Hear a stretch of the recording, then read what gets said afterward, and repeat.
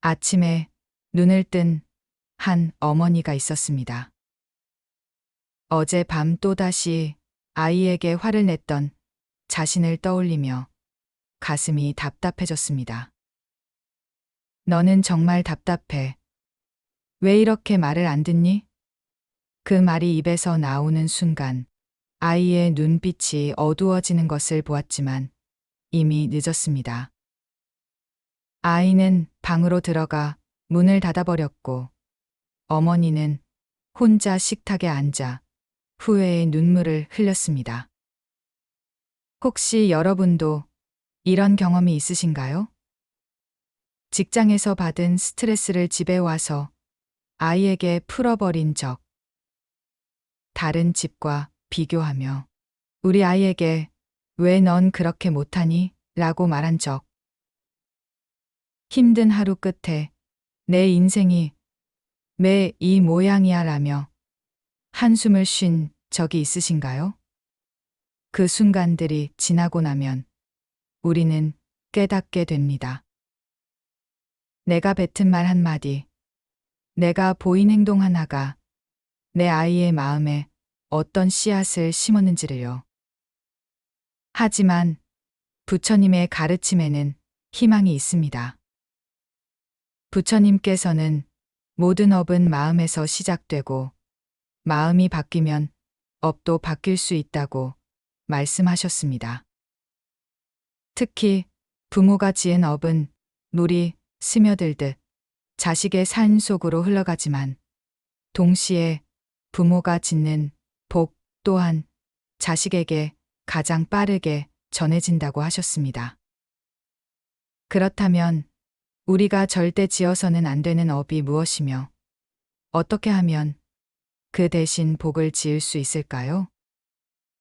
오늘 우리는 함께 부처님의 깊은 지혜를 따라 걸어보겠습니다. 세 가지 위험한 업을 알아보고 그 대신 자식에게 복이 되는 마음과 말과 행동을 배워보겠습니다. 이 여정 끝에서 여러분은 내 한마디가 내 아이의 내일을 만든다는 진실을 깊이 깨닫게 되실 것입니다. 그리고 오늘부터 복을 짓는 부모가 되는 구체적인 방법을 얻어가시게 될 것입니다. 어느 가을날 한 제자가 부처님께 찾아와 고민을 털어놓았습니다. 스승님, 저는 아이를 사랑하는데 왜 자꾸 상처 주는 말만 나오는 걸까요? 아이가 실수하면 참을 수가 없어서 거친 말이 먼저 나옵니다. 나중에 후회하지만 이미 아이는 상처받은 후예요. 부처님께서는 제자의 마음을 깊이 이해하시며 말씀하셨습니다. 그대여, 독한 말은 독화살과 같다고 내가 일찍이 말하였느니라. 독화살이 몸에 박히면 상처가 곧 아물어도 독은 혈관을 타고 온몸에 퍼져나간다. 부모의 독한 말도 마찬가지니라. 순간의 말이지만 그 독은 자식의 마음 깊숙이 스며들어 평생을 괴롭힌다. 부처님은 잠시 침묵하신 후 자연의 비유로 설명을 이어가셨습니다. 마음은 맑은 연못과 같으니라. 그 연못에 독을 한 방울 떨어뜨리면 온 연못에 물이 흐려진다. 자식의 마음도 그와 같아서 부모의 독한 말 한마디가 그 맑은 마음 전체를 어둡게 만든다.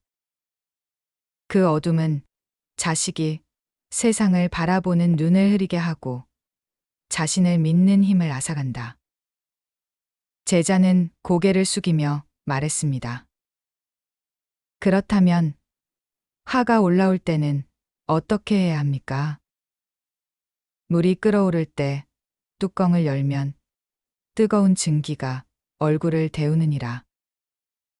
하지만 뚜껑을 덮고 불을 줄이면 물은 다시 고요해진다. 화도 마찬가지다. 화가 올라올 때 입을 열지 말고 마음의 불을 먼저 줄여야 한다. 3번 깊이 숨을 쉬고 내 마음이 사랑에서 나오는가, 분노에서 나오는가를 살펴보아라. 부처님께서는 구체적인 실천법을 알려주셨습니다. 아이가 잘못했을 때 너는 왜 항상 그러니? 라고 말하지 마라. 대신 엄마가 화가 났구나. 잠시 마음을 가라앉히고 다시 이야기하자라고 하여라. 이렇게 하면 너도 아이도 상처받지 않고 오히려 감정을 다스리는 지혜를 함께 배우게 된다. 며칠 후 다른 제자가 부처님께 다가왔습니다.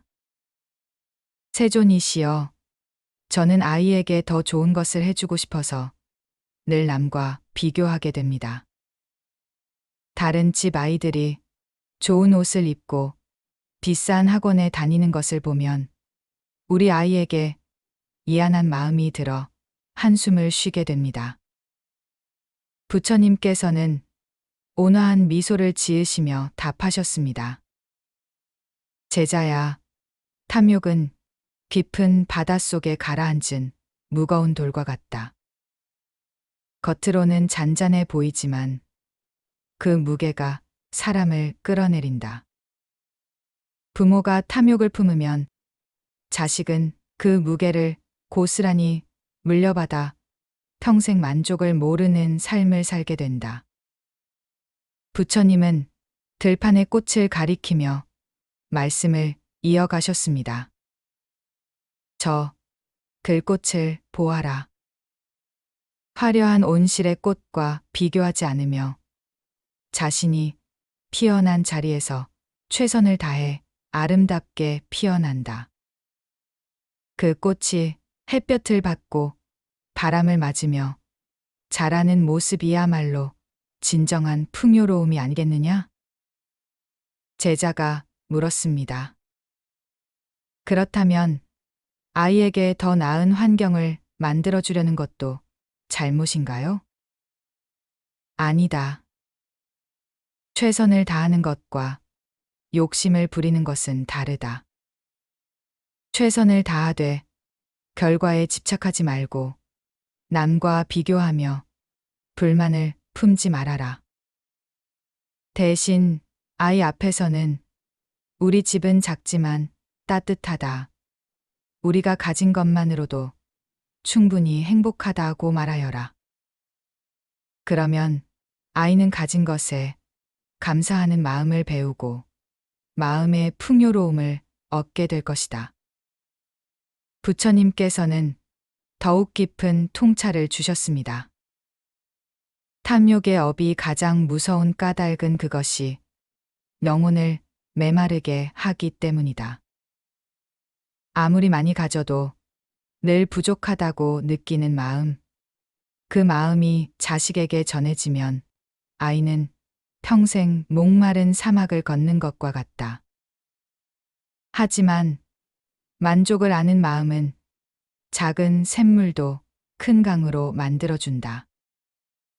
석양이 물드는 저녁, 3번째 제자가 부처님 앞에 무릎을 꿇었습니다. 부처님, 저는 삶이 너무 힘들어서 자꾸 세상을 원망하게 됩니다. 왜 우리 집만 이렇게 어려운지, 왜 내 인생은 뜻대로 되지 않는지. 이런 말들이 아이 앞에서도 나오게 됩니다.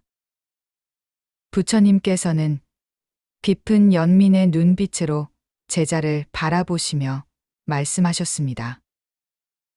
그대의 고통을 이해하노라. 하지만 원망은 불씨와 같아서 작은 불씨라도 바람을 만나면 온 숲을 태운다. 부모의 원망은 집안의 공기를 어둡게 하고 그 어둠 속에서 자란 아이는 세상을 부정적으로 바라보는 눈을 갖게 된다. 부처님은 하늘의 구름을 가리키며 비유로 설명해 주셨습니다.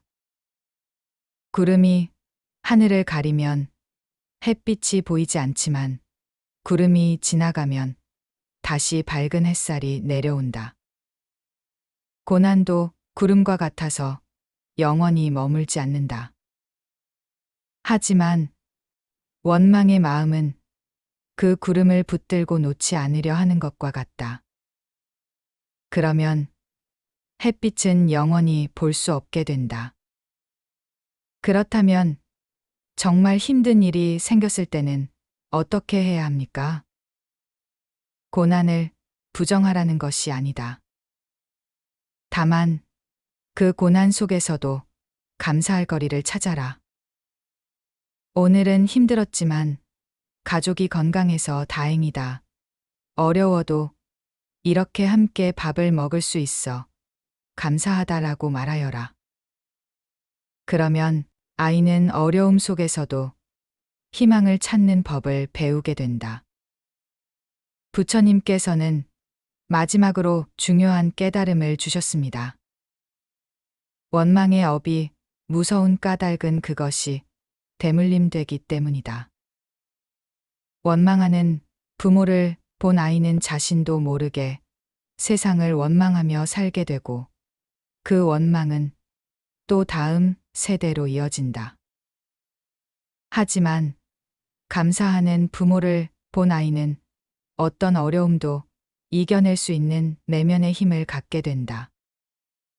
그날 밤 세 제자가 함께 부처님께 다시 찾아왔습니다. 첫 번째 제자가 물었습니다. 스승님, 말씀을 들으니 정말 조심해야겠다는 생각이 듭니다. 하지만 이미 지어버린 업은 어떻게 해야 할까요? 부처님께서는 따뜻한 미소를 지으시며 답하셨습니다. 물에 먹물을 떨어뜨렸다고 해서 그 물이 영원히 검은 것은 아니다.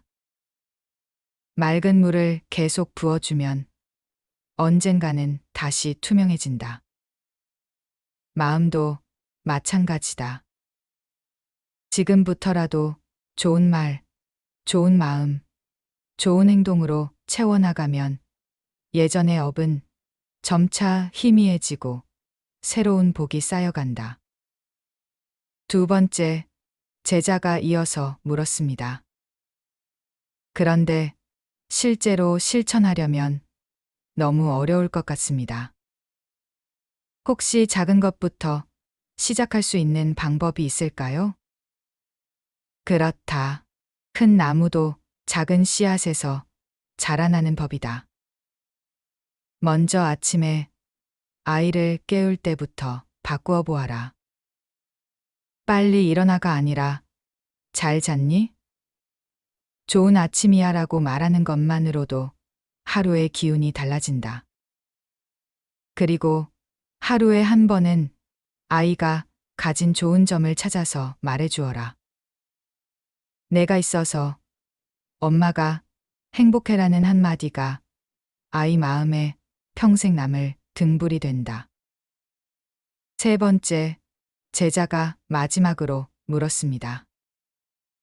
스승님, 우리가 이렇게 마음을 바꾸면 정말 아이들에게 영향이 갈까요? 부처님께서는 밤하늘의 별을 가리키며 말씀하셨습니다. 저 별빛을 보아라. 수천 년 전에 떠난 빛이 지금 우리 눈에 닿고 있다. 부모의 말과 마음도 그와 같아서 지금 짓는 한마디, 한 생각이 시간을 건너 아이의 평생을 비춰준다. 그러니 오늘 하루도 소중히 여기고 매 순간 복을 짓는 마음으로 살아가거라. 한 달 후 부처님의 가르침을 실천한 한 가정에 놀라운 변화가 일어났습니다. 예전에는 아침마다 빨리 해, 늦게 써 라는 소리로 시작되던 하루가 이제는 잘 잤니? 오늘도 즐거운 하루 보내자라는 따뜻한 인사로 시작되었습니다. 아이는 더 이상 눈치를 보며 준비하지 않고 스스로 씩씩하게 하루를 시작했습니다. 다른 집과 비교하며 한숨 쉬던 어머니는 이제 우리 집은 작아도 사랑이 가득하다고 말했습니다. 아이는 자신의 집을 자랑스러워하게 되었고 친구들에게도 자신감 있게 대했습니다. 저녁 식탁에서 힘든 일들을 원망하며 이야기하던 대신 오늘도 이렇게 가족이 모여 밥을 먹을 수 있어 감사하다고 말했습니다. 아이는 작은 일에도 감사할 줄 아는 마음을 배웠습니다. 부처님께서는 이 모든 가르침을 5가지 구체적인 실천법으로 정리해 주셨습니다. 첫째, 아침의 첫 마디는 항상 사랑으로 시작하라.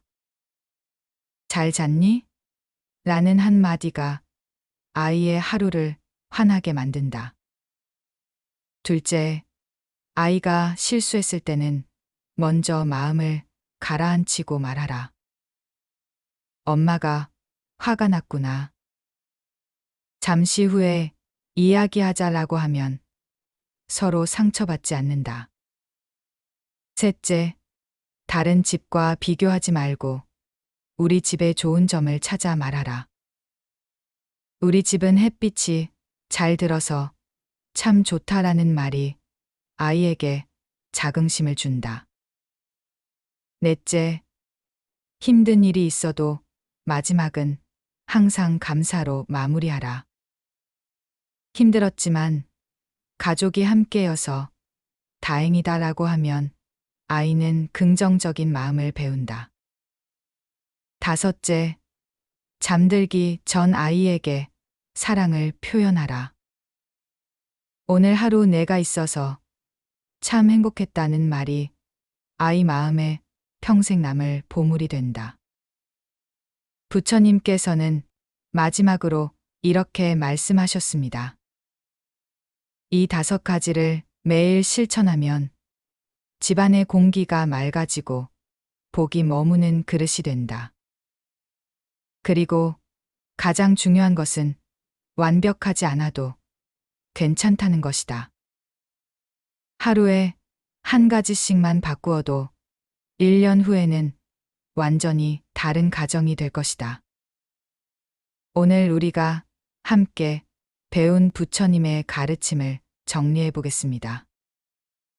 부모가 절대 지어서는 안 되는 3가지 업은 독한 말의 업, 탐욕의 업, 원망의 업이었습니다. 이 3가지는 보이지 않는 독이 되어 자식의 마음에 스며들어 평생을 괴롭힙니다. 하지만 부처님께서는 절망하지 말라고 하셨습니다. 지금부터라도 바꿀 수 있고 작은 변화가 큰 기적을 만들어낸다고 하셨습니다. 기억하세요. 완벽한 부모가 되려고 애쓰지 마십시오. 대신 조금씩 나아지는 부모가 되시면 됩니다. 오늘 하루만이라도 아이에게 상처 주는 말 대신 사랑의 말을 해보세요.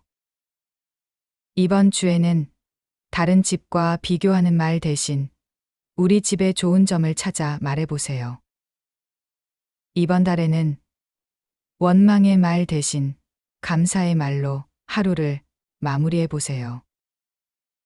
이 작은 실천들이 모여서 우리 아이의 인생을 완전히 바꿀 수 있습니다. 부처님께서 말씀하신 대로 부모의 마음이 바뀌면 말이 바뀌고 말이 바뀌면 집안의 기운이 바뀌며 그 기운이 곧 복이 됩니다.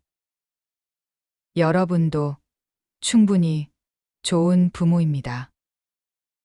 다만 지금보다 조금 더 자비로운 마음을 가지시면 됩니다. 완벽하지 않아도 괜찮습니다. 실수해도 괜찮습니다. 중요한 것은 포기하지 않고 계속 노력하는 마음입니다. 오늘 이 영상이 여러분에게 도움이 되셨다면 좋아요를 눌러주시고 더 많은 분들과 이 가르침을 나누고 싶으시다면 구독과 공유를 부탁드립니다. 그리고 댓글로 여러분의 경험이나 느낀 점을 나누어 주세요. 여러분의 한마디가 다른 부모님들에게 큰 위로와 힘이 될 수 있습니다. 우리는 모두 완벽하지 않은 부모지만 함께 배우고 성장해 나갈 수 있습니다. 그때까지 오늘 배운 것들을 실천하시며 행복한 하루하루 보내시길 바랍니다.